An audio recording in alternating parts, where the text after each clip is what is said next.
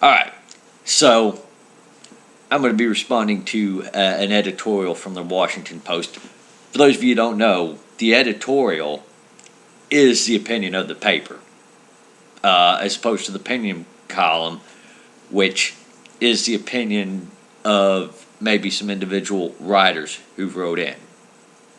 It's good to know the difference. So, without further ado, here's the paper.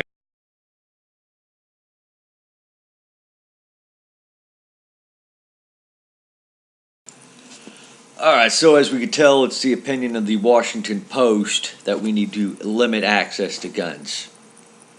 Oh, well, that's their opinion. That's their stated opinion.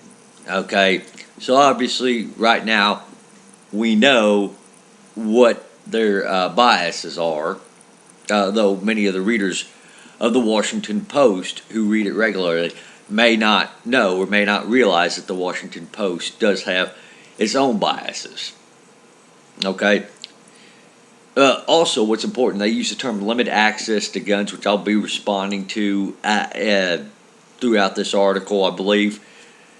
It's also important to take note of that language and what their actual opinion is there. But anyway, what I'm going to do is I'm going to put up screen caps of the actual article itself. Pause it if you need to actually read the article. I encourage you, my viewers, to read this article, while I'm responding to it, obviously, so they know exactly what I'm responding to.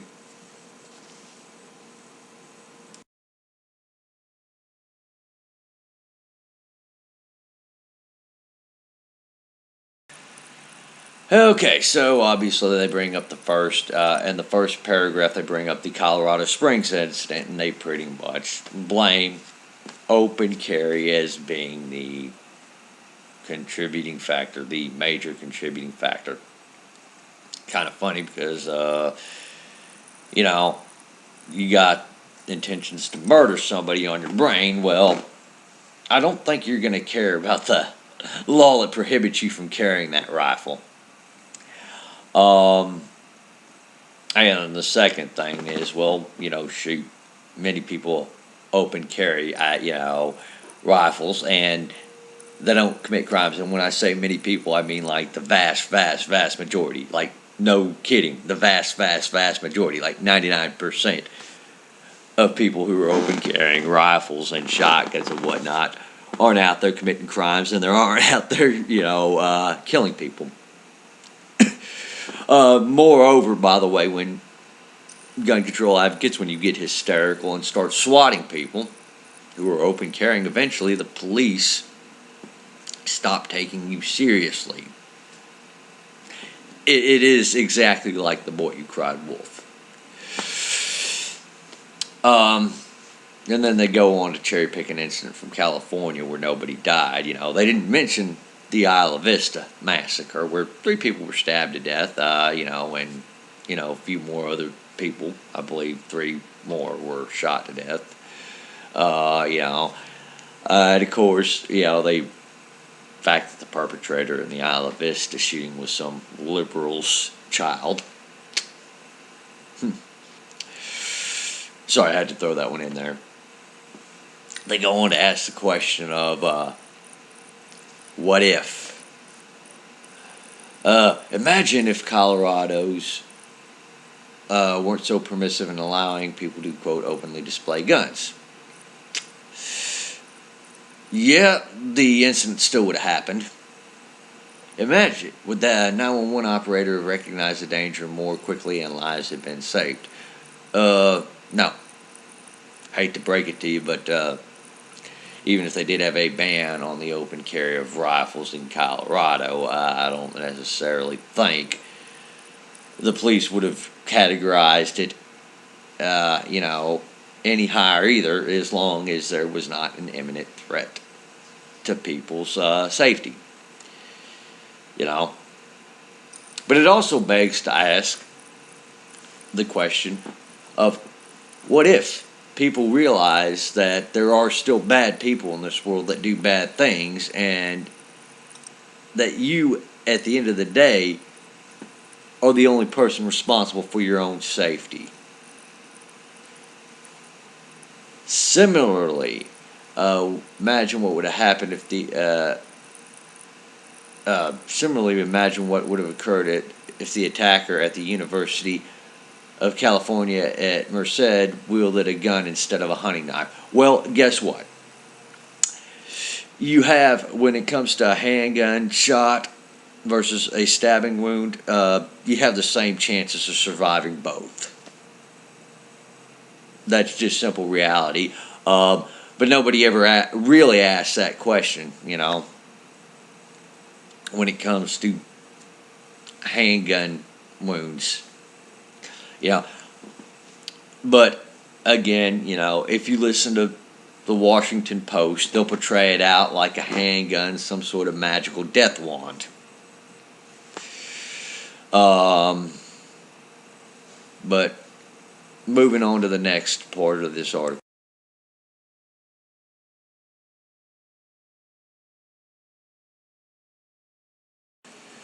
Okay, so more arguments, more what ifs. I shouldn't say arguments, I should say more what ifs. Okay, well, you know what? What if Carol Brown had a pistol? I mean, no kidding. What if she, instead of being required to get a permit to purchase a pistol in New Jersey, was legally allowed to walk into a gun store in New Jersey, instead purchase the pistol and the ammunition that very day she applied for the permit? I don't think it's too much of a leap of logic to suggest that she would probably still be alive today as opposed to getting stabbed to death.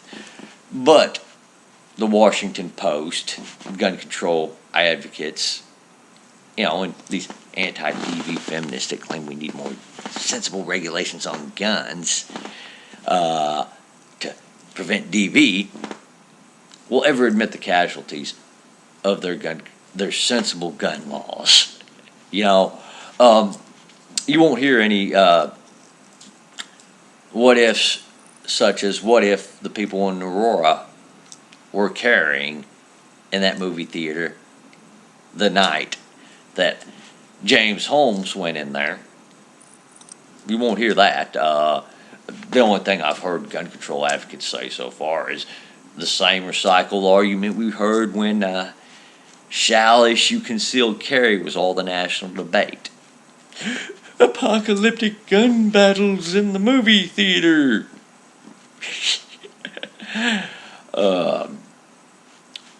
But seriously, what if Aurora, that theater there, did not have the no gun sign and did allow concealed carriers in there? It's not too far-fetched to believe that one of them might have stopped James Holmes. And it's not too far-fetched to believe, because I know, here in my state, the proper no-gun sign is referred to as the 30-06, right? And the 30-06 tells me that they don't want my business. They don't want my hard-earned dollars. Go spend money at your competition. That's what a 30-06 sign tells me. So, on that note, is it so far-fetched to believe that a lot of concealed carry holders said, screw this. We're not spending our hard-earned money at this theater. And had they not had that no-gun sign, then just maybe one of them might have been watching the movie that night, and just maybe James Holmes would have been stopped right then and there. I don't think you'll hear the Washington Post answer that question with any certainty. Just, again, as they start this next paragraph off, it's impossible to answer such what-ifs with certainty. Okay, well, why are you passing a law? You see, you've just defeated your case for that, for those gun control proposals. You can't answer this with certainty, yet you want to go and pass a law. in this next sentence, is a clear projection of your own illogic onto the onto the gun rights advocates. Just because you call it sensible regulation does not make it so. Okay. Claim that open carry laws will be effective as a deterrent against would-be attackers, would-be criminals was not only undermined by the events in Colorado Springs, but the testimony by police chief constellation. Okay, well, first off, I don't have the exact question or the exact numbers on the open carry, on the police's opinion for open carry, though. That survey that came out from certified law enforcement officers didn't look too good for the gun control advocates. But here's the thing. You don't have any evidence that prohibition on open carry is going to stop this sort of stuff from happening either. In fact, the arguments in favor of a prohibition on open carry were undermined not only by, the shootings in New York, the crime rates in Chicago, Illinois, the crime rates in D.C., the crime rates in California, the fact that, you had the Isla Vista shooting in California, and you've had a lot of mass shootings in California. So, again, your prohibition on open carry is certainly not effective. Ergo, we certainly don't need it. You see, you guys are the ones that are proposing the restriction. You guys are the ones proposing the government come out and tell everyone else, you can't do this anymore. It's on you guys. The burden of proof is on you guys to prove that such prohibitions would be effective, and you have not done that. Okay, let's see. And because it's simple nonsense to liken the damage that can be caused by a knife or a baseball bat or whatever or whatever other weapon with a gun lobby. They use the term gun lobby. Feasibly offers as an alternative is to the lethal capabilities of guns. As they put it. Okay, you know what? I took some data from the FBI's Table 8. And here's what they showed on the murder victim numbers. In 2011, 323 people were murdered, and the weapon happened to be a rifle. Care to know the number with knives? 1,694. So again, obviously, people are using knives a lot more than they're using rifles. Let's see, blunt objects, 496. Shoot, let's go on. Let me pull up this table real quick again.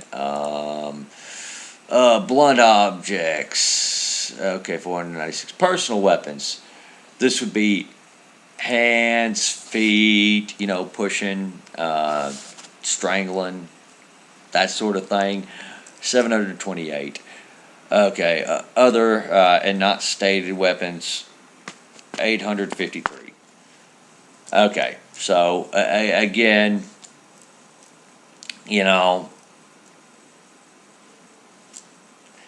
people are using other stuff. People will find other stuff. Even if you were able to wave a magic wand and make all rifles disappear, it's clear that people are going to find other ways. To put it more bluntly to you. Now, moving on, the top one on the list actually was handguns. Handguns being the weapon of choice for murderers, but guess what? It's also the defensive tool of choice for people who wish to protect themselves, protect their family. It seems to be the weapon of choice for police You know, so it's not a shock that criminals would also choose a pistol over just about any other weapon. You know, that shouldn't be surprising. But guess what? It's also the tool of choice for protection. So, there you have it. Shoot. Many factors contribute to violence. Investigations into these incidents will provide more information about the men who went on the attack in Colorado Springs, a 33-year-old and an 18-year-old. And specifically, okay, well, the person that went on that attack in Colorado Springs was also a veteran. And, he was 33. And the person who went on that attack in California was 18, So, obviously, there's a difference in training and skill sets there, don't you think?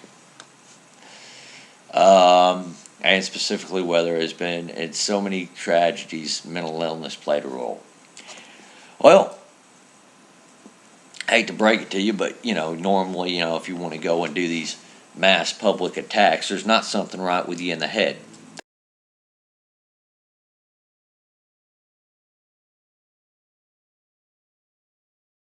I am obviously, so moving on, in the same paragraph, this is the last paragraph, they go on to say, what should not get lost in the examination is the difference of damage that was done with a knife. Okay, well, you know what? You omitted the Isla Vista attacks. You omit the fact that, the ban on handguns in the UK didn't change the homicide rate at all. The criminals just chose a different weapon, which happened to be a knife. You omitted the fact that the knife is, in murder cases, over 5 times more likely to be chosen than a rifle. You omit the fact that this limiting access to guns more often than not means that good people will be deterred and stopped from getting a firearm that they could use to protect themselves. Yeah. And then, go on to say we should follow the lead of other countries. Well, if these other countries are so great, why aren't you there? I mean, I guess we should follow the lead of Hitler, Joseph Stalin, and Pol Pot. They all banned guns too. They all, limited access to guns too, and controlled guns too. Wonder why that is. But and again, and those other countries controlling guns and limiting access to guns didn't really change their homicide rates at all. Didn't really change their murder rates at all. You want an example? I mean, in Texas, well, hell, we're right on the border with one of the most violent cities in the world, Ciudad Juarez. See, the difference in El Paso and Ciudad Juarez is that you can legally get a gun in El Paso. Ciudad Juarez, you're not legally allowed to get a gun. So, well, you are if you're rich and well connected enough and are able to jump through all the bureaucratic hoops. Then you might get something for personal protection that's sub-sufficient for personal protection. That's about it. So again, I don't think we should be following other countries' lead. But here's instead an alternate proposal that you guys have ignored so many times before from other people who've spoken out. What if limiting access which it is, what if that's the thing that's leaving people defenseless against incidents such as what happened in Colorado Springs? What if it's that leaves people defenseless to criminals, to common criminals even? You know, what if it's that's leaving people defenseless to the criminals in New York City, Chicago, D.C., you name it?